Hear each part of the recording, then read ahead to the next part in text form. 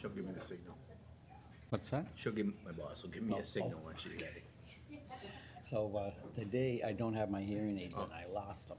Oh, I dear. get my new ones this afternoon. Okay, so speak up. We're good to go.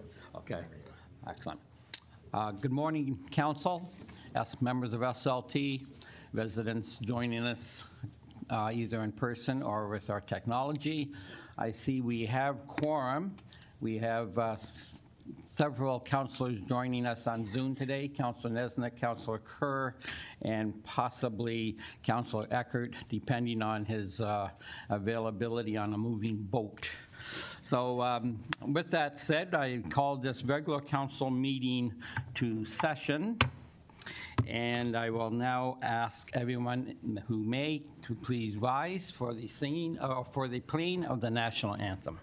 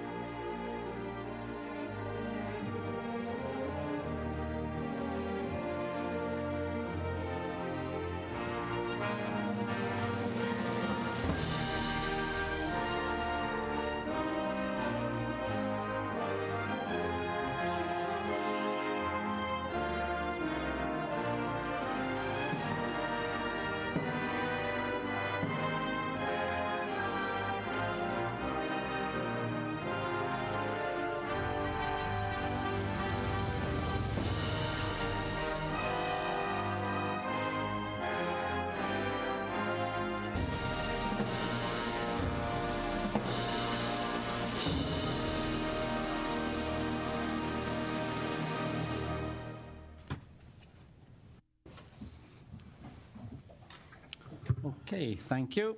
And at this time, we always read the land recognition statement. And this morning, I have the pleasure. We begin this meeting by acknowledging the land on which we gather is the traditional territory of the Haudenosaunee and the Anishinaabe peoples, many of whom continue to live and work here today. This territory is covered by the Upper Canada Treaties and is within the land protected by the Dish with One Spoon Wampum Agreement. Today, this gathering place is home to many First Nations, Métis, and Inuit peoples, and acknowledging remind us that our great standard of living is directly related to the resources and friendship of Indigenous people. Before we go to the agenda, just if council's indulgence, I'd just like to thank the Recreation Director, Vicki Van Ravensway, and her crew, and plus also the Summerfest Committee. The town again, I believe, Ms. Van Ravensway, correct me if I'm wrong, is it 6 or 7 years in a row for Summerfest, and then we also got noticed, awarded for our Thursday night experience. Perhaps you can put it better than I can, perhaps. Through you, Mr. Mayor, yes, you did very well.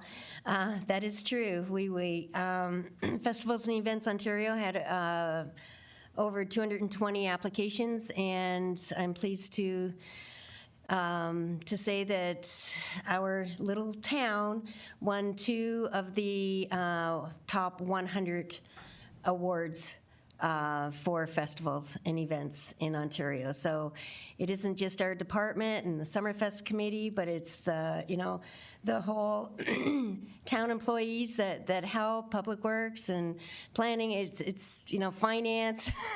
It takes a village, as I call it, and also all of our volunteers. And right now we're preparing for the upcoming summer, so this is my pitch. we always need volunteers, and if people think that, they don't know what they could do, just give us a call, and we always have something that a volunteer can help out with. So thank you very much. Yes, like I say, kudos to you and the Summerfest Committee. And last night, most counselors were at the Citizen of the Year event hosted by the Kinsmen, and we honored long-term volunteer firefighter and man about town, obviously, the number of hours he put in, Yvonne Audette. So many congratulations to that gentleman, and it was a great evening put on by the Kinsmen. And now I turn to the clerk. Thank you, Mr. Mayor. So I have a motion moved by Councillor Hildebrand, seconded by Councillor Wink. Be it resolved that the agenda for the March 6, 2024 regular meeting of council be adopted as circulated. Thank you. Any comments, questions on this agenda? Don't see any. All those in favor? And none opposed. Motion carries. Mr. Clerk? Moving to disclosure of pecuniary interests. Thank you. After viewing the agenda, does any council member have a pecuniary interest or general nature thereof to declare? Not seeing any, Mr. Clerk. Thank you. I have a motion moved by Councillor Olson and seconded by Councillor Wink that we receive a delegation from EL Crossley Rowing Team looking for sponsorship and support and led by Pauline Oliver. To you, Mr. Mayor. Okay, thank you. All those in favor of this motion? None against. The motion carries. And we now ask the delegation to step up to the microphone, and you have the floor.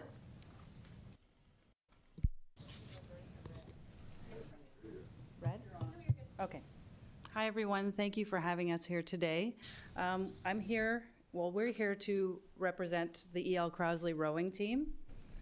We're a high school rowing team. We are not a club, so we don't get grants or sponsorship. We're in desperate need of boats and equipment. So we're looking for community support to help these students. I'm going to have a few of the rowers talk a little bit, okay? Hi, everybody. My name is Caitlin Fertney. So I joined rowing in grade 8. I immediately fell in love with the sport. When I first stepped foot in a boat, my wish, among many others on our team, was to obtain a scholarship to row at the post-secondary level competitively. Many of the Crossley rowing families can't afford to send their kids off to university immediately, so for many of us, getting a scholarship for university for rowing would be our only hope. Now, this is why we need functional equipment, because it improves our performance and technique. Therefore, we would win more races, get more recognition for our team. We have a lot of faulty equipment in our club. The majority of it is faulty equipment, so we lose 1 to 2 races, if not more, per regatta due to it. Now I'm going to give you an example of the Dominion Day Regatta in Toronto. My crew was racing down the water, and we couldn't turn around, but my seat had fallen off because the wheels were broken. So my crew had no mobility, and we had to continue racing. We ended up losing a race we were in really good shape in the beginning, and then we ended up losing that race that we should have won. There are so many other things that happen to other crews, like riggers falling off, which will lead to the boats flipping. There are blades that break, more seats and foot stops that fall apart. And our goal as the E.L. Crossley rowing team is to win races and have good performance and technique on the water, and we can't do that with faulty equipment. Many of us want to achieve dreams, such as getting scholarships, improving our personal fitness, or just having a better high school experience. And this is where having functional equipment would come into place. Now I'm going to pass it off to my teammate, Hunter. Thank you.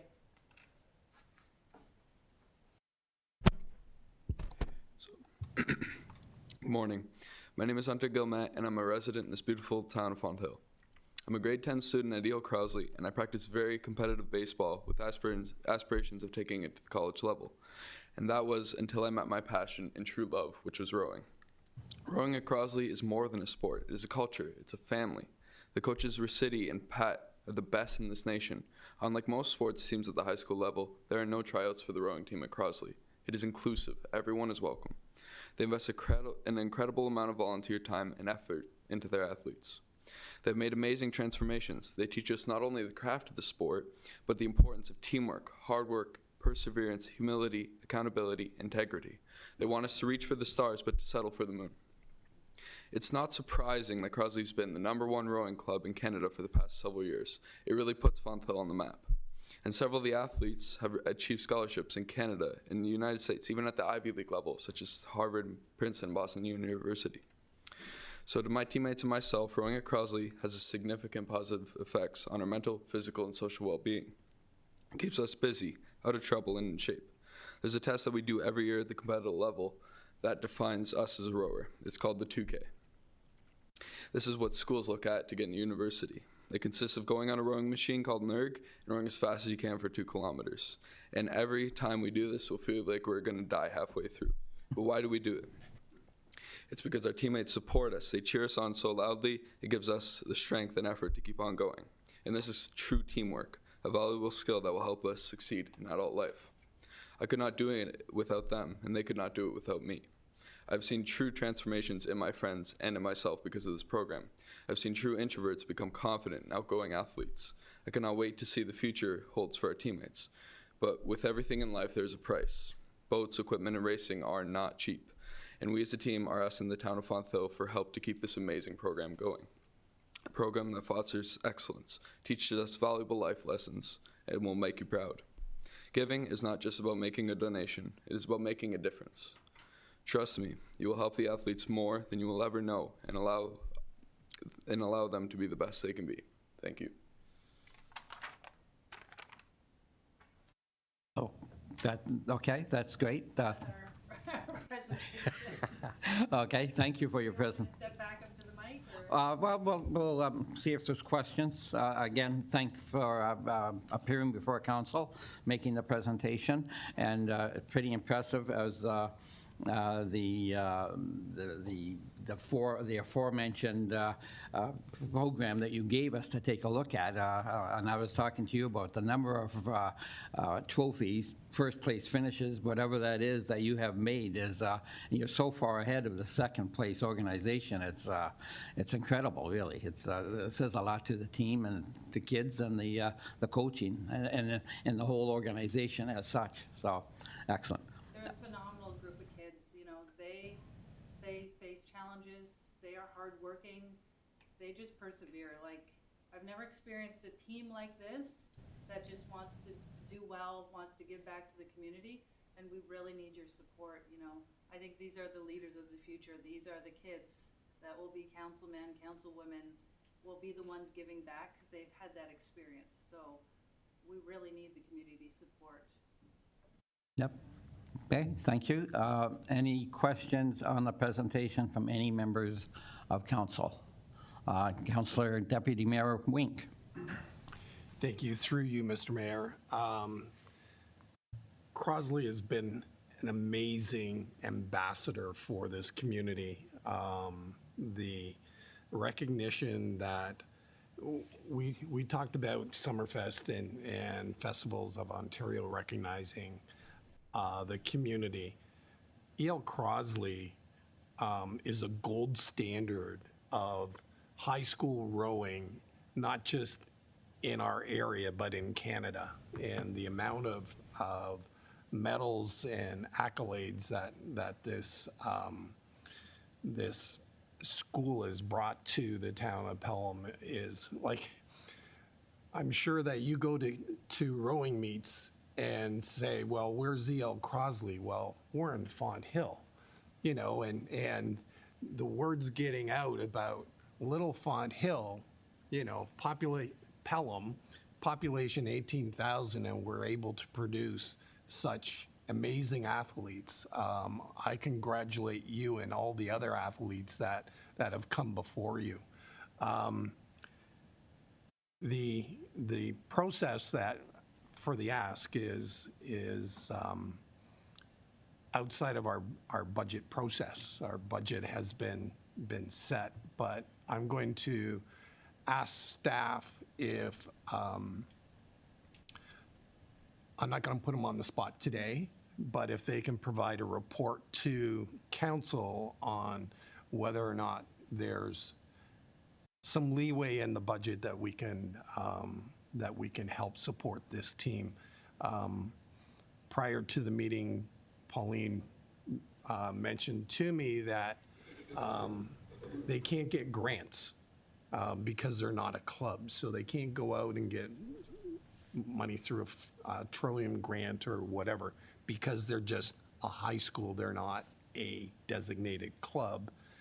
And they're not sure whether or not they can even get that type of designation because there's so many other clubs in South Niagara that you're only limited to so many clubs in the area. So that's something that I would encourage you to look at to see if we can do that and that Crosley can do that. But in the interim, if we could have a staff report coming back to us to see if there's some wiggle room in our budget to help these kids out. Amazing presentation. Well done, both of you. Congratulations on what you do and congratulations on everything that you do for our community.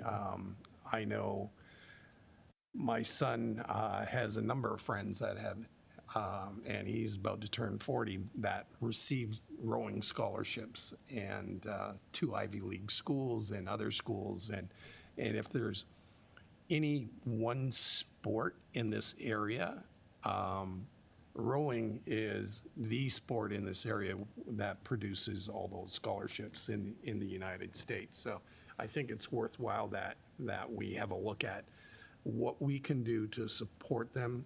I think you're not asking for a specific amount. It's more or less anything is going to be able to help you out. Yeah. And have you asked, just a question for you, have you asked for any money from the DSBN? We haven't asked money. We've mostly done small fundraisers. Right. We had a goal actually of $100,000 to raise in the next year and a half for boats because they're so bad. So we've raised maybe about $10,000 since last summer. So we're just, we can't drain the parents anymore. Yeah. We got to go to the community. We did have ES Fox donate $1,000, which was amazing. The Lions Club, I think they're looking at donating $500. But we have a boat on order and we have an outstanding balance of almost $9,000. So we have to get going or these kids race in May and June. So Yeah. if we don't have enough boats, they're not going to be racing in all the races that they can, perform in. Yeah, there's only so many spaghetti dinners that you can do. And Yes, for you're sure. not making a ton For of money sure. off of those either. Yeah. So the other thing that I would suggest that you do, and you may have already done this, is for all those people who have graduated and completed their university, they're the perfect people to ask now that they're in the workforce for support. They, more so than anyone else, understand exactly what you do and the trials and tribulations you go through in your races with the boats being damaged and whatever. So that may be another avenue for you to look at. But I thank you for your presentation and look forward to a staff report to see how we can help. So Okay, thank great. you. Thank you so much for having us here today. Mr. CAO, Mr. Cribbs has something he would like to add. Yeah, if I may, we have one meeting in the month of April. That's on April 17th. That is an eminently reasonable timeframe for us to produce a report to you on this topic. It also has the added benefit of, by that point in time, there'll be a very clear, specific number in Ms. Quinlan Murphy's mind as to the extent of we know we're going to finish 2023 in the black, but a specific dollar figure will either be public at that point or imminently public at that point. So in either event, we can give you better advice. That said, it is enormously helpful if the delegate has a number in mind and gives voice to that, because otherwise we're kind of betting against ourselves. It would be truly amazing if we could get $9,000. that's something you can look into to pay for the remainder of that boat that we have an outstanding balance with. Thank you. So if it's acceptable to council, we'll have a report for you on the April 17th agenda. And I suspect that would be adequate for your time frame. Okay, thank you. Any other comments? I'll go to Council Hildebrand. Thank you, through Mr. Mayor. In my younger days, my partner and I were canoe racers, and we faced the same dilemma. And because we were fairly successful, we were able to get a sponsorship from a boat manufacturer, which is great. Is that something that your club has approached boat manufacturers to see whether? We did contact Hudson and Wintech, and they offered to give us an ERG at cost to do a fundraiser, but we were pretty much turned down. So we've created this deck that you've seen of reaching out to the community to get donations, and that's probably where we're at. We're looking at doing a purse bingo in May, but that's, you know, after they start racing. And we do other small, we've kind of exhausted all our fundraising options, and now we have to go to the community and the businesses. Let me So- ask you a question. What we were able to do was, we were able to have the canoe manufacturer put their name on their boat. So that was, even though we weren't racing for them, Yeah. it allowed them to give us a boat, and they never gave us, they gave us a boat to use, let's put it that way. They never Yeah. gave us a boat to keep. But we were happy to use a boat that was far superior than we ever had before. Are naming rights available to? They or- are actually in the sponsorship deck. If you're donating so much, you get a name on the boat, and we would probably be open to that with you guys if that was an option. When we went to Philadelphia, we had 2 boats break down, and we had to rent the boats, and it cost us $5,000 just to rent the boats for one race.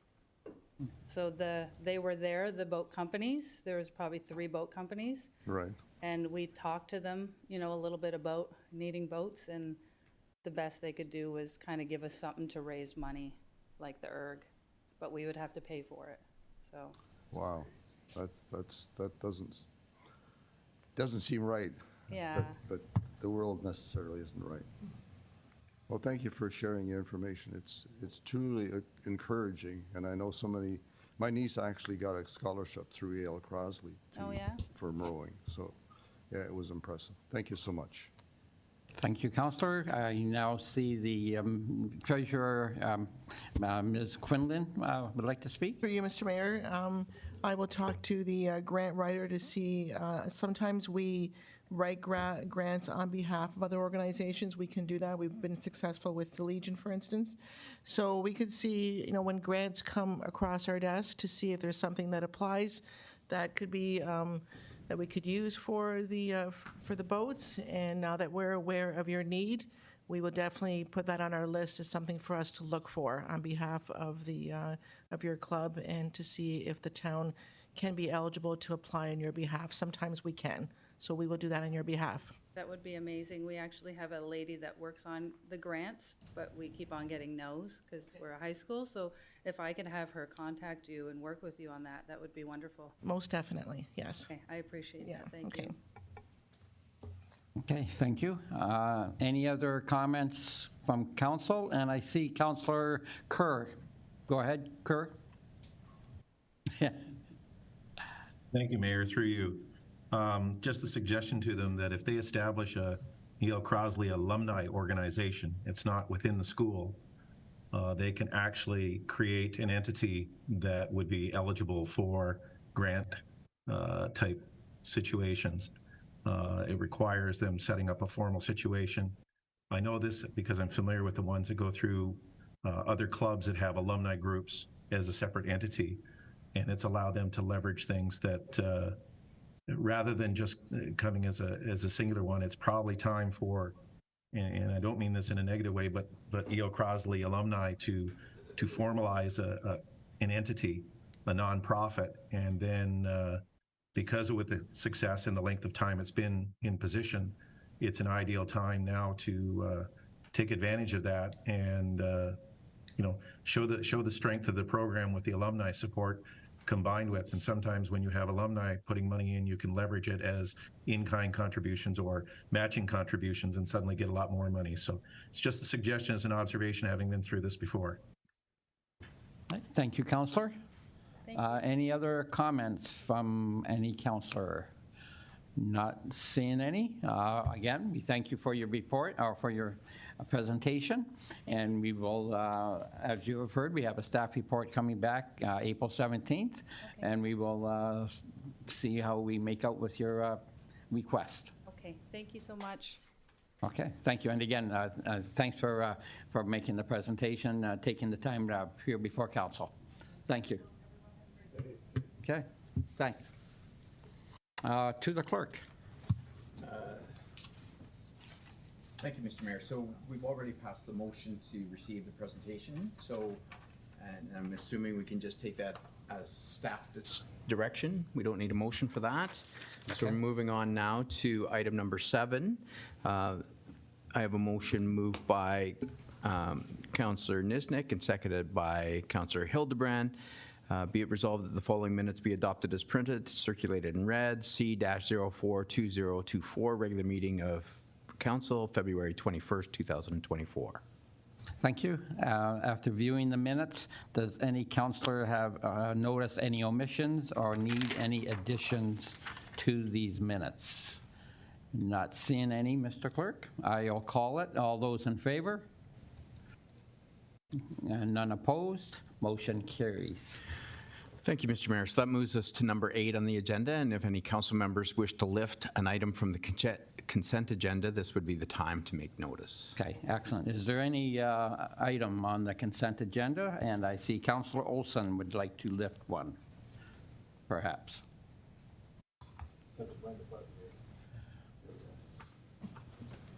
Thank you, Mayor. I'd like to lift P, there 9.1.2, which is development charges. Okay, thank you. And I would like to also, give notice at this time that I'd like to talk about the public meeting under the Planning Act as well. Okay, thank you. And any other items? Councilor Nesnick, did I see your hand? No. Okay, thank you. Okay, thank you. Okay, Mr. Clerk, those seem to be the only 2 items. Thank you, Mr. Mayor. So I do have a motion moved by Councillor Wink and seconded by Councillor Olson. Be resolved that the consent agenda items listed on the March 6, 2024 council agenda be received and the recommendations contained therein, with the exceptions of 9.12 and 9. Sorry, Councillor Olson, what was the second one? Do you know the item, Councillor? On, It was the 9.1.1, I wanted to talk about that one, and the 9.1.2 is the vote, I think. okay. Oh, yeah, okay, 9.2 is indeed the minutes of the public meeting, right? Yeah, that's right. Okay, thank you. Councillor Wink? Yes, so those are just minutes and recommendations that came out of the last meeting. There's a couple of other items later on that we will be discussing the development charges, so I don't think it's really necessary to have to lift this. There's other opportunities within the agenda here that we will be talking about development charges. Go back to Councillor Olson. Do you, the items you wish to talk, will they be coming up on the agenda further down? Through you, Mr. Mayor, I'm not exactly sure that that's the case, but I see, unless we're talking about a motion to defer, I mean, maybe that, is that what you mean? I'm not sure what Yeah, it's so talking about. there's 2 points. One is under presentation and consideration of bylaws, and development charges are in there. And also the motion to defer is in there. So we will have opportunity later on to discuss. I don't see the necessity to lift minutes that, and file a motion against those minutes. Like, the minutes are the minutes, so. Counselor Olson? Oh, that's fine with me, just as long as it's discussed, that's all, I'm fine with that, thank you. Okay, thank you. To the clerk. So why don't we, Mr. Clerk, and I was going to talk to you, instead of doing, why don't we go down the list, and then after that, we can do the motion that we have received. Can we do that or not? Yeah, we can do that, Mr. Mayor. Okay, and of course, the first one would be, we would go back to Councilor Olson, and he would discuss the 9.1 because he lifted it. Am I correct? Yeah, if you're going to open up the consent agenda now for discussion, you can just go through that process. Yeah, that's the first one on the list, perhaps. Go ahead, Councilor Olson, on 9.1. Yes, thank you, Mr. Mayor. This one dealt with East Fenwick plan, and I guess reading through the minutes, I'm convinced that we have a piece of property there that's probably rare in the province for development, and it's probably on a scale with some of the other more controversial areas, and we have something here, an opportunity to do something really right here. There's a lot of satisfaction with the way that with the meeting and the presentation, but I think there was some questions left over from the meeting, and they were specifically to do with the hydrology and the natural heritage system. And one of the presenters, Mr. Frizzell by name, suggested a study of the groundwater and a longer-term study of where the sources of the water is and where it goes, because I'm left with the concern that perhaps we don't need the stormwater ponds. The stormwater management ponds are in the design, and I also concerned for the people on the south side of Welland Road who talked about their wells going dry, and I don't think that we gave sufficient answer to that when we were discussing this. So I'm just wondering from Ms. Weens if there's an opportunity to create some kind of further study, longer-term study to study the groundwater, and I suppose there's going to be some studies, ecological studies of the plant life and the life in those ponds and those streams, because it's a truly unique area. So I just wondered what the future is for future studies and when we can have some input into those types of questions. Okay, Thank you. Thank you, Councilor. Before I turn to Director of Planning, Ms. Weens, I must also say that I've had residents on the south side of Welland Avenue also approach myself, and they are expressing concerns, either the wells going dry or are they indeed going to be inundated with more water than they're getting now. So please, Ms. Weens, your thoughts on, are we doing enough studies? Is there a chance to, should we be doing more? What's the planning department's opinion on this item? So, Mr. Mayor, through you, so specifically with respect to East Fenwick, there have been quite a number of studies undertaken over a number of years. So it's not just as it relates to the secondary plan, but I know that the development community in that area has also done additional work and studies. So there have been studies done over a number of years to monitor the flow and the groundwater conditions in that area. That's not to say that we're done. What we have done to date is to identify, with the studies and the information that we have, is to understand where the development can go and what areas need to stay protected from development, particularly as it relates to the natural heritage system. Now, if the secondary plan is approved and as we get development applications, there is further work that's required in terms of geotechnical and hydrogeological studies, and we would be evaluating that. There's the need to do water balancing through those subdivision applications that come forward, And that is still something that needs to happen, but we have a good understanding and knowledge of how the groundwater works in that area, where the water table is, and how it's flowing through the Kame and through this area and then further south. So that knowledge is something that we have and allowed us to kind of set the framework for development in the East Fenwick plan area. But certainly there will be more studies, and they come with development applications. And, the requirement for water balancing between groundwater and infiltration and those flows is part of a development approval process. The hydrology will be looked at. With respect to the stormwater flows and ensuring that the people on Welland River are not inundated with flows, there will be, with this, ultimately storm sewers put in. Right now, there are no storm sewers, so all those storm flows go overland. And so the people are hit with it.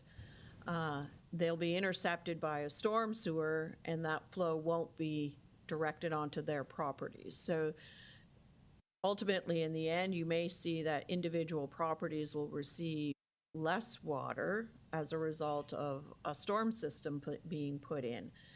But again, we want to ensure that storm system is going to respect what's happening to the hydrology of the area and not affect the water balance underground as well as above ground. So those are all things that still needs to be looked at and studied as part of a development application. And so when a subdivision receives draft plan approval, that draft plan approval is good for 3 years. There will be conditions that will require flow monitoring and things like that as part of a draft plan condition. And in order to do that and come up with the final design of the system. So there is processes through development approval to ensure that those studies and those works happen.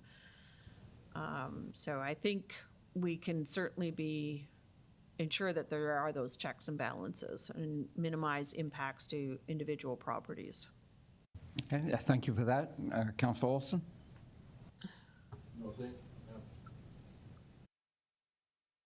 Thank you, Mr. Mayor and Ms. Weens. Yes, I want to be very, very cautious about how we develop that land because it's a gem, and I think there's the topography and everything, and the geology, even the rocks are special in the area. So I just want to make sure that we preserve that in the natural heritage, and I'm pleased to hear all the steps that we're going to be taking. Thank you.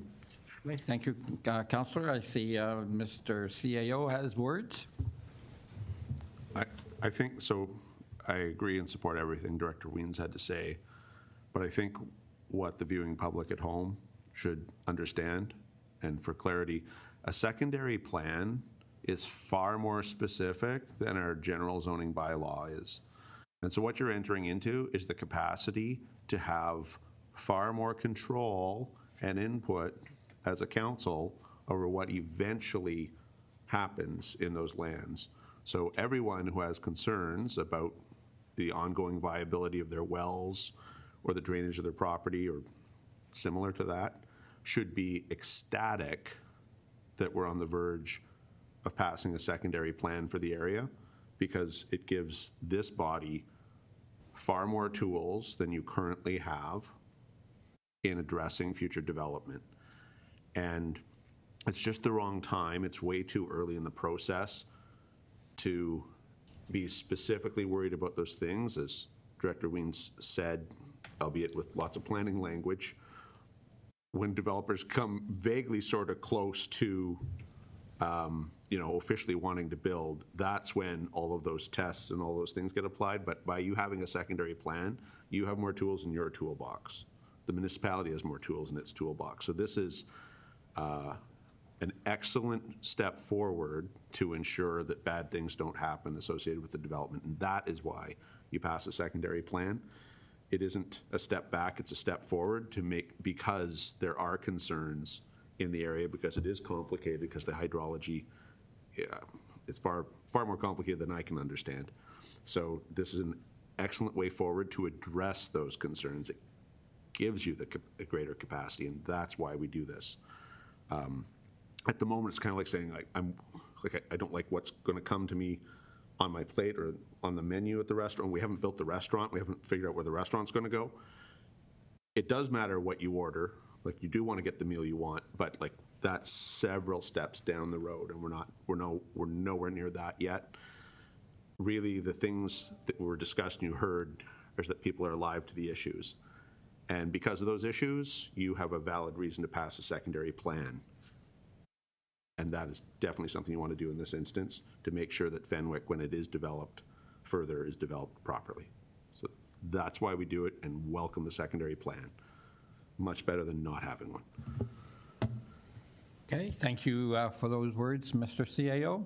Any other comments on, well, let's go with 9.1 right now, and if not, we'll move down the list. Councillor Kerr.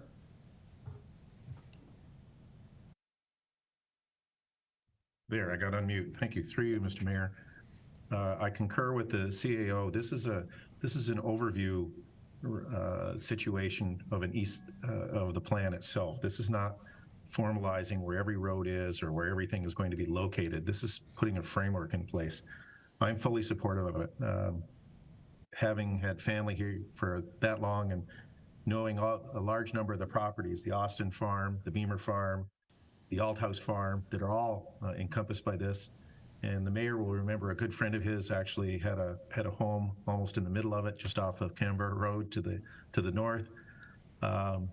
We're all well aware of water issues quite intimately in this town, and know where positive things have happened and negative. But I think that we need to go ahead with this secondary plan and put it into place, and then we can move forward. As mentioned by the director, there's a lot more checks and balances yet to come into play before even a shovel hits the ground. So I don't think we're being or negligent in our duty in following this, but putting things into place that it gives us a better opportunity. So I'm supportive of the East Fenwick secondary plan. Okay, thank you, Councillor. I see Councillor Olson.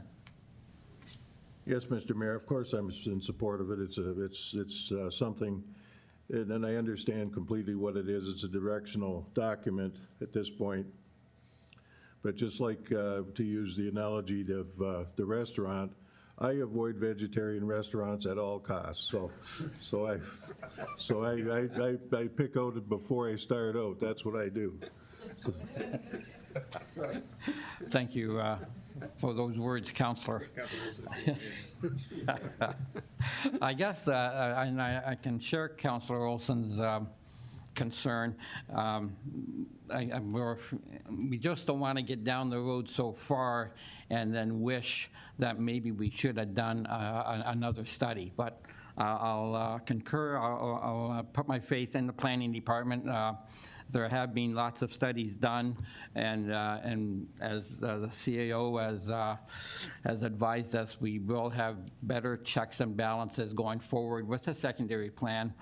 But like I say, I just Council Olson just voicing the concerns of many of the residents that this is, and as the planning department has also stated, this is a special piece of ground. This is the Fond Hill Came in Fenwick.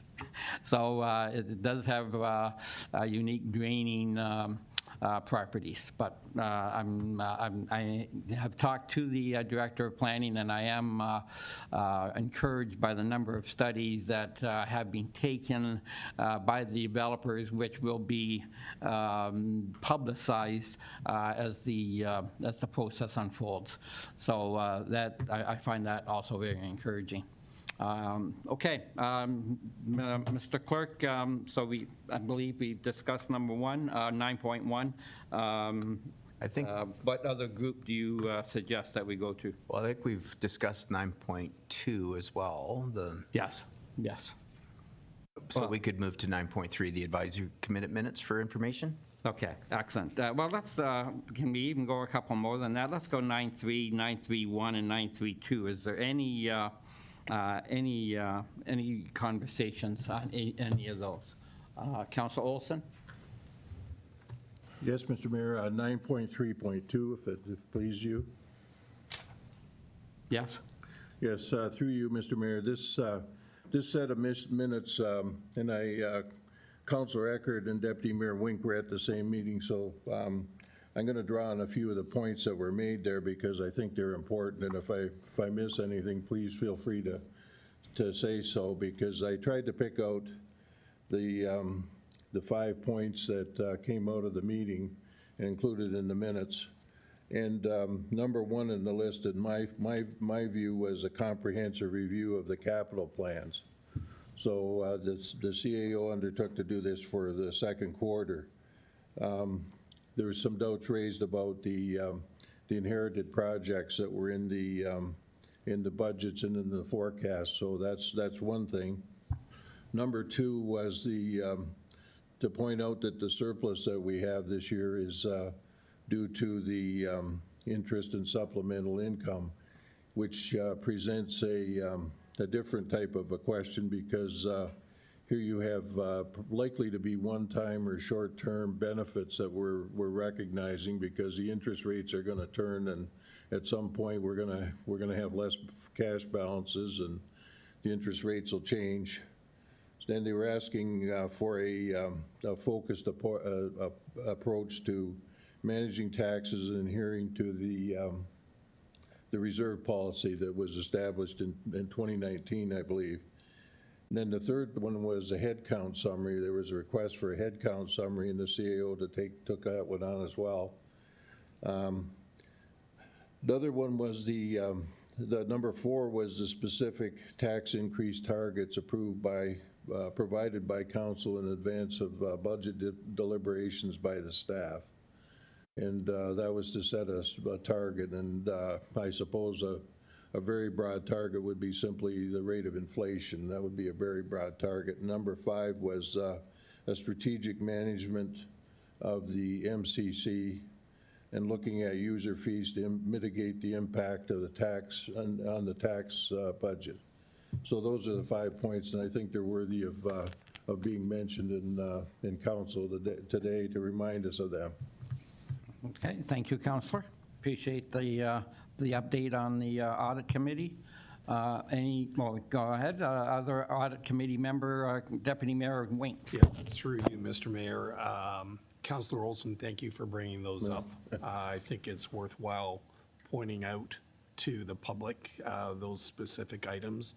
With respect to the item about the capital and operating budgets, the Finance and Audit Committee got those reports after council got those reports, and they suggested that they should have input into the capital and operating budgets, not after the fact. So that was a point that was being made. The other thing that I question, and we're looking at the minutes from November 22nd. We've had a meeting in the end of January, and I don't see those minutes. I don't know why those minutes are being delayed in coming to council. I think that they should come to council much quicker than 3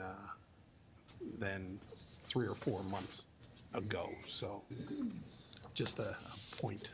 Okay, thank you, Councilor Wink. I'll turn to the treasurer. Through you, Mr. Mayor. With regards to the capital and operating budgets, they do go to the audit committee beforehand. I think what you're referring to, Councilor Wink, are the quarterly financial reports. Those are the ones that the audit committee was saying that they're receiving them after they come to council. So we're looking at a work plan for 2024, where in September we would do like a 5 or 6 month review of the finances of the town with the audit committee first, and then bring that to council. It's more of a timing issue. With regards to the minutes, the reason why they come so late is that right now the way that they have to be approved by the audit committee first before they can come to council. So our meetings are roughly quarterly, and that's why we have the delay. But the minutes are done, and we do send them to the chair of the audit committee within a month of the meeting. He looks at them to see if there's any errors and omissions, just because, for the same reason, he doesn't want that 3-month time lag to review them. But if there's any other ways that we can do them earlier, I guess, we could send them out to the committee and have them approve them earlier. I'm not sure how that works. I'll have to turn to the CEO on the procedure for that. But right now, it's the audit committee that approves the minutes, and then we give them to council. Okay, thank you, Ms. Quinlan Murphy. I'll turn to the CAO. Well, Ms. Quinlan Murphy certainly identified the nail on the head. In theory, the minutes have to go to that committee again before they're approved, before they come here.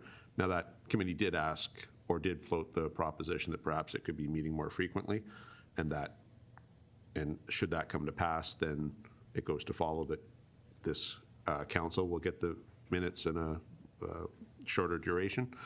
But at the moment, that's the jam right there, because at the moment it's sort of default quarterly meeting, and so it actually takes about half a year, not exact, but closer to half a year than to a quarter to get them. And I would certainly take Councillor Wink's point. So if we either increase their meeting frequency or, well, that's the easiest way to do it. We can also send minutes that staff think are appropriate, but just decide that council is the one that approves them. Ultimately, that's doable. It's not ideal, because normally the people that sit around the table get to say, yes, that reflects what I said, or doesn't reflect what I said. But of course, many of you sit on that committee, so we could ultimately find a workaround. But that is structurally, at the moment, why we have the delay. And happy to think about that offline and come up with a better solution. Always have to build a better mousetrap. Thank you for the feedback. Okay, thank you for that, Mr. CAO. Okay, excellent. Any other comment on these three items, 9.3, 3.2, or 3.1 or 3.2? Oh, I'm sorry, Councilor Nesnick. Hi, can you hear me? Good morning. Yes, we can hear you. Thank you. Yes, I just want to commend the Finance and Audit Committee. So many of the questions that have been pondering around my little brain with regards to both the operating and the capital budgets, they are addressing and taking their role on committee very seriously, and I think addressing some of the key concerns that both our residents and others on council have. So I just want to commend them for the job well done, and thank them and tell them to keep up the good work. Thank you, Councillor. No further discussions noted, so I'll turn to the clerk. Thank you, Mr. Mayor. So earlier today, we did have a motion to receive the minutes with the recommendations, so we could proceed to the vote now. Okay, thank you. All those in favor? I see none opposed. Motion carries. Thank you, Mr. Mayor. So now moving to item number 11, we have a couple reports from council members. The first up is Councillor Olson with an update on Niagara Transit, and I believe he also has a PowerPoint presentation to share, so we'll get that up. Okay, thank you. And Councillor Olson, whenever you're ready, please, you have the floor.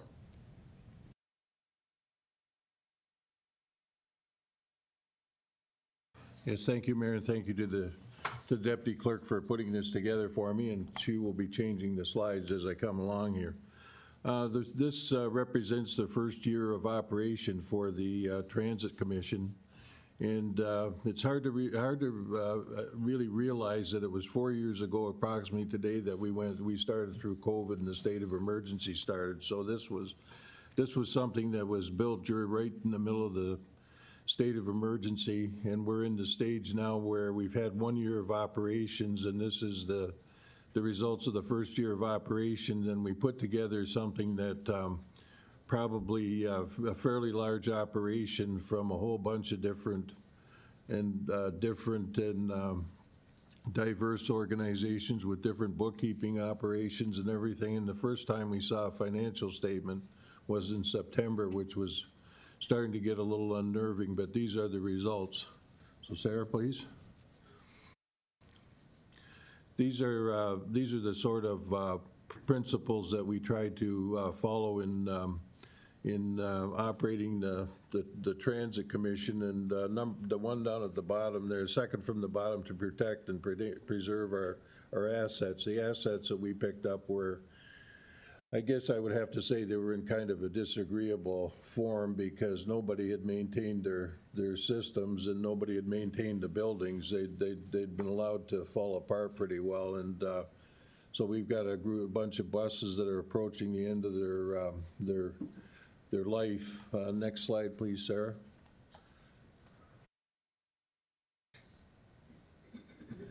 And we're now at the point now where we're probably second from the bottom again to reaffirm our financial goals and strategies that should guide the future planning. And all members of council received a media release yesterday about the strategic planning study that's underway with a company called Left Turn, Right Turn, which is going to be the study of all of the transportation needs and assets of the region. And this will be our opportunity to step up and say what we want for Pelham, what we need for our on-demand service and paratransit as well. Next slide, please. This year we had a operating surplus of $2.1 million, and if you look at the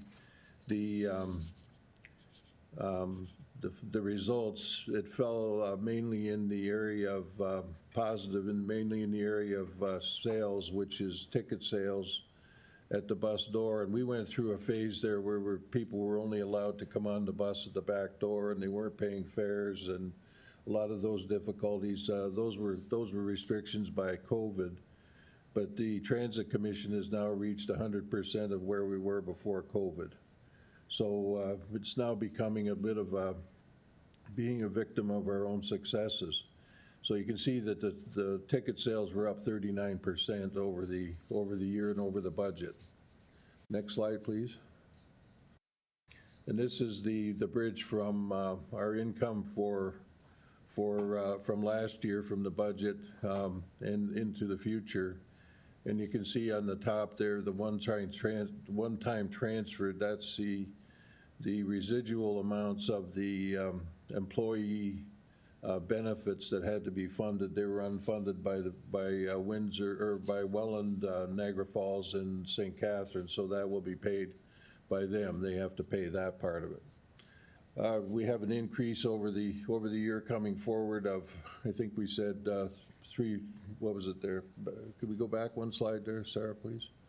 Yeah, $3 million in labor. We've negotiated, our labor contract is 5 years now, so we've got price stability for 5 years. And we expect an increase in our fares of 3.6 beyond last year, which takes into account a number of things, including the contract that we signed with Brock University and Niagara College. So those were two successful things to raise the income. Next slide, please, Sarah. This is our 2024 budget. Capital budget and the forecast for the next 10 years and the funding sources. And if you look at this, the main item on both parts is replacement of 19 40-foot conventional buses, which won't have any effect on Pelham, but that's $16 million. And at the end of the day, after all the grants are finished, we'll have to pay from the taxes $2 million for the region. So we get the total capital is $23 million and the funding is $21 million. So we got $2 million that we have to fund. And over 10 years, I think this is the slide will have the greatest impact, is the forecast from 2025 to 2033. The replacement of 40-foot buses is going to cost around $114 million. Total cost is going to be $183 million, I should say. And funding will be, I think it says there 169, so out of the tax rate, we have to come up with $13 million. Next slide, please. This is the state of our reserves. Transit Stabilization Reserve, which is what we're trying to build up for using the gas tax and any surpluses. And you can see the surplus of 2.1 going into it. We're trying for $8 million surplus, so we're underfunded on that surplus. The transit capital, there's 3 stars on that because that is a big question mark, how that's going to be funded and what our capital needs are going to be confirmed with our fixed asset study. So that could be an area of significant concern because if that turns out to be anything like it's starting to appear like, we should be aware that the region is going to have a need for some exceptional taxes for the transit. And then the bottom one is the future benefit. That's future benefits for the employees from the Niagara Falls, Welland, and St. Catharines, the fixed bus operators, and you can see the money that went in from this year, and then the total balance has to be $1 million, which we're well on the way to raising to cover that.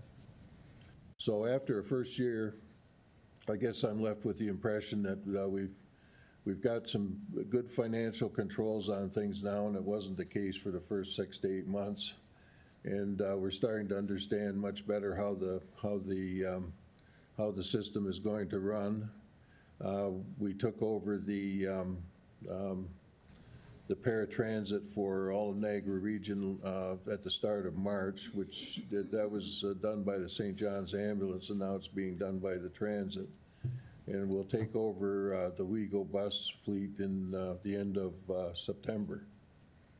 So I think that just about covers everything. And as far as finances go, and the plans now, I remind everybody that service levels were frozen until next year when this study is done. Like the service levels were, we've got, I get the same emails about delays and not understanding the system.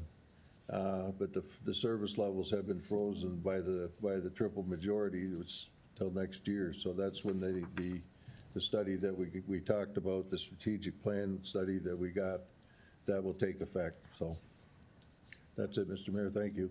Okay, yeah, thank you for that presentation, Councillor. Good to see you have the 5-year contract on the labor front. I know when the before amalgamation, there was a number of unions. Have you been able to amalgamate that number down to 1 or 2, or any word on that? Well, there were three individual labor contracts, and they're all down to 1 now. Excellent. That was probably the first step that was done last year, was get the labor contract and amalgamate them. Excellent. Congratulations on that then. Any other questions, comments on the Councillor Olson's report? Councillor Nesnick.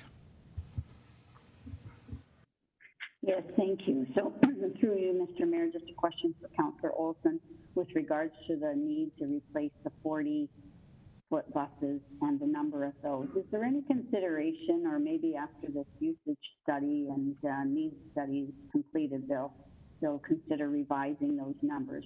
I often see a lot of the large buses, with only 5 or 6 riders on them. So I'm just wondering if we truly need to be purchasing that many 40-foot buses. I know Niagara Falls has a high usage, and the Go buses are really the WeGo, or the colored ones that are down in Niagara Falls. They're very well used. But the other ones that kind of travel from Welland and St. Catharines, they often are, more than 4/5 empty. So just wondering if, I guess that will all come out with that usage study is my question, will it?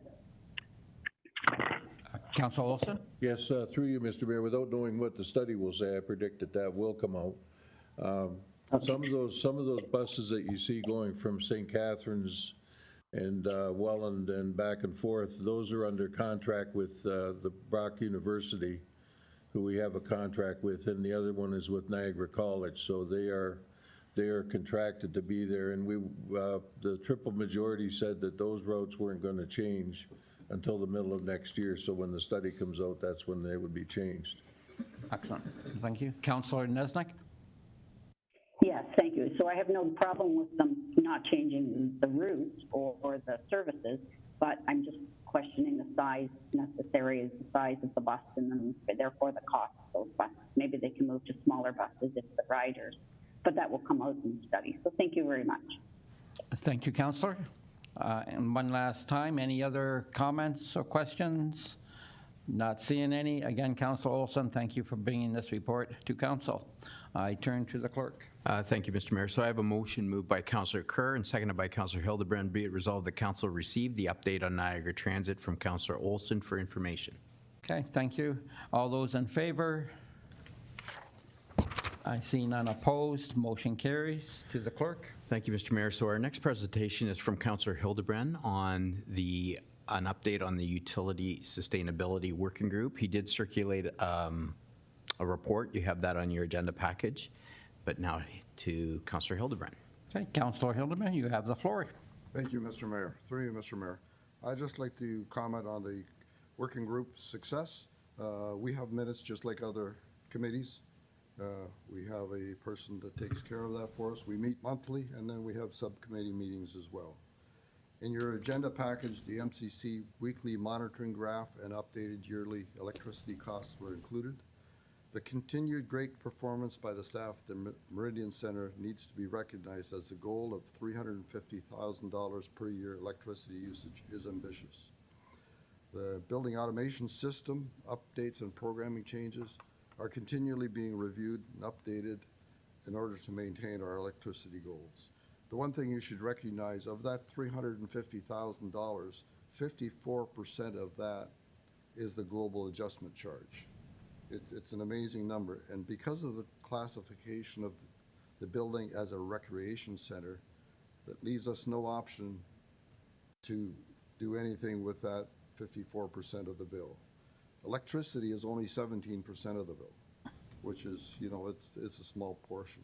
I just recently heard that Port Colborne, which has basically the same footage, and it was a Leeds design building, which is a far more extensive design and expensive operation, that their energy costs for their building, although they have a pool, was in the neighborhood of $450,000 for electricity. So it just shows you the amount of work that the Meridian Center has done to keep their electricity costs in check. Just a review of the electricity and gas costs per kilowatt and per cubic meter are as follows. In 2021, our electricity costs were 16 cents per kilowatt. Our gas was 36 cents per cubic meter. 22, it was 15 cents and 59 cents. And 23, it was 15 cents and 45 cents. As you all know, we hedged gas at just over 13 cents. So we should have a positive outcome in our natural gas budget, I would hope, in 2024. The MCC graph that you've seen in your attachment is the tool we use to monitor our performance. It's like putting yourself on a scale every morning, making sure that your weight doesn't go up or down, because the staff is constantly looking at it to make sure that we're doing what's needed to be done to keep our budget. The other area we've been looking at recently is the 41 electrical accounts that we have in the town. It's an amazing number of electrical accounts. The one area we've been specifically looking at, and we've had a subcommittee meeting just this last Wednesday with members from Public Works. We brought NPEI down there and members of the committee, is the Park Lane area. The reason why we looked at Park Lane was we saw that the electricity cost in Park Lane is almost the same as the electricity cost for the operation of the town hall. We were shocked by the price. So when we went down there, what we looked at is we have 5 electrical accounts, and the meters down in what I call the pit, they're all behind strong boxes, whether they're gas meters or electrical meters. And that's because of vandalism and that kind of stuff. When NPEI was down there, that we had them open up the meters because we wanted to see how the electricity ran and why we needed so many meters. Because one of the things is every time you have an account, electrical account, the basic charge is $35 a month, whether you do something or don't do anything. So, for instance, the pool building itself has 2 electrical meters on it, serving one building. So we were surprised. There had to be a reason why it was done originally, but we couldn't figure out the reason. And when we pulled the meters, they saw where the electricity ran, and NPI and our staff are going to have to identify steps continuing on in this area. The area we need to address is the baseball light panel, the meters, the security issues, and all the old fixtures we have down there. The good news is we put 4 new LED streetlights in the area, which is, I think, sufficient to light the area for the future. So I'm excited about that. The one area that does concern me is the security, and that's addressed through a capital project we have coming up. Is even though we got a gate across the entrance, you can see the tire tracks of people going around the gate because there's enough room to drive around the gate to get down there. So whether the gate's locked or not, it almost seems like we don't have the security that we need in the area. The other area that this group is working on is the energy report and the CDM, which is a Conservation and Energy Demand Management Program for 2019 to 2024, and we're participating in that. One thing we learned through that is because we've hedged electricity, the data input required, which is from our bill to a spreadsheet to the LAS program we have to the Energy Star program, it's very labor intensive, and that's one of our staff members that does that. With the hedged electricity gas program, that automatically is supposed to be input into these programs. So I'm very excited that in the summer I'm going to be bringing a report on hedging electricity, and that hopefully we can eliminate all that data at entry job, which is both tedious and time consuming, and it's easy to get numbers in the wrong place because it's just a numbers type of data entry job. So basically that's the end of the report. I am going to be bringing a motion later on to address some of these areas, to coordinate it with the IT program that we have in our capital budget for 2024. Thank you, Mr. Mayor. Okay, thank you, Councilor Hildebrand. First off, my question. So going back to Port Colborne, and I hope I'm not putting you on the spot here, but you mentioned that their hydro was 450. Is that 450 plus the global adjustment charge on top of that, or No, okay, that's the their whole total thing. bill. Our $350,000 Yes. is our total bill. Okay. But what I was saying Yes. is 54% of that bill is global Yeah, adjustment. yeah. So that we can't touch that. Oh, can't lower it. And unfortunately, because of our classification of our building, Yes. we can't, like Niagara College, for instance, lowers their lights, turns off. They do a lot of things, and the services we provide don't allow us to turn off those services because Yes. we're the people service building. Yeah. They don't want to play pickleball in the dark. No. Yes. Okay, thanks. Any other questions or comments on Councilor Hildebrand's report?